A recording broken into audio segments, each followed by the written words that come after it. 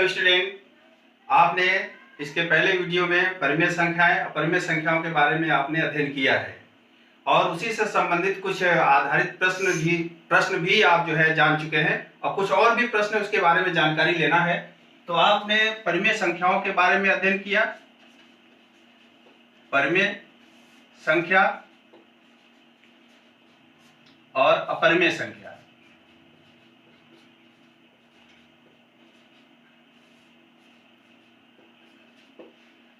बच्चों, परिमेय जो संख्या होती है वो equal to P upon Q के रूप में होती है। ये तो आप लोग सभी लोग जान रहे हैं। आप ये भी जानते हैं कि P और Q क्या है, एक पूर्णांक है। Q does not equal to 0। लेकिन अपरिमेय संख्याएं ऐसी संख्याएं होती हैं जो does not equal to P upon Q। ये P अपान Q के इक्विवेलेंट नहीं होती है, इक्वल नहीं होती है।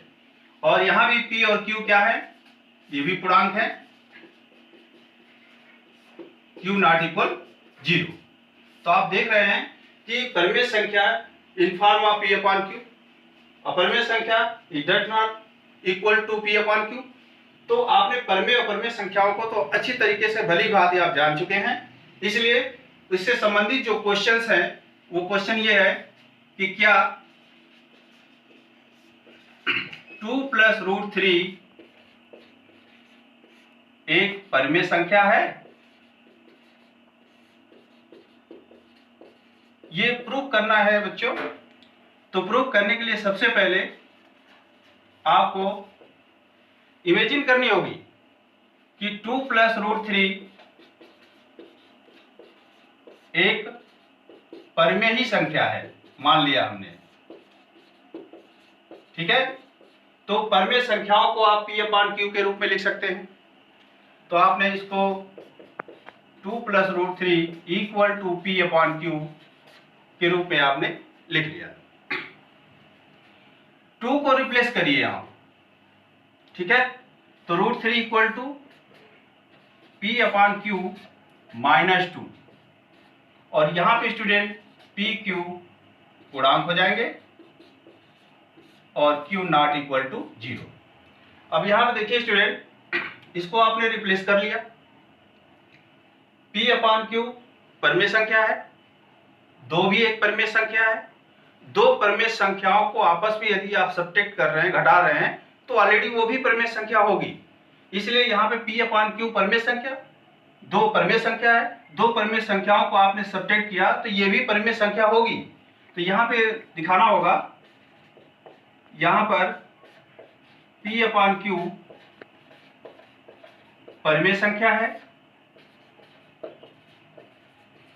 और 2 क्या है, 2 भी परिमेय संख्या है।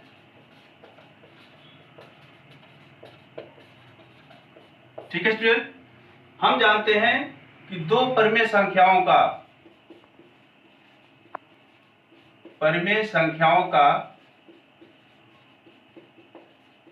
अंतर क्या होता है, परिमेय संख्या होती है। ठीक है स्टूडेंट, आप यहां देख रहे हैं कि P upon Q -2 equal right hand side equivalent P upon Q -3 total परिमेय संख्या यहां पे मिल रही है।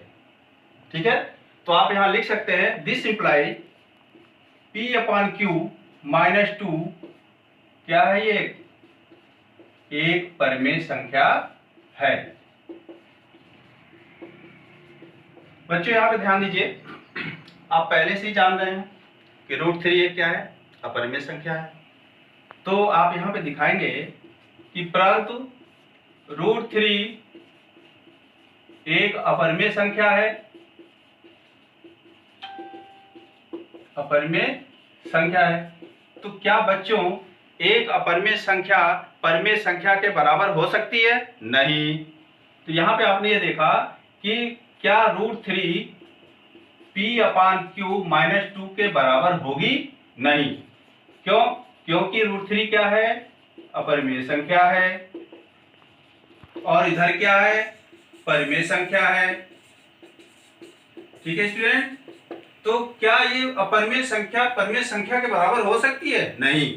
इसलिए यहां पे क्या होगा, √3 does not equal to p/q - 2। इसलिए अपरिमेय संख्या डज नॉट इक्वल टू परिमेय संख्या। इसलिए जो हमने यहाँ पे कल्पना की थी 2 प्लस √3 एक परिमेय संख्या है,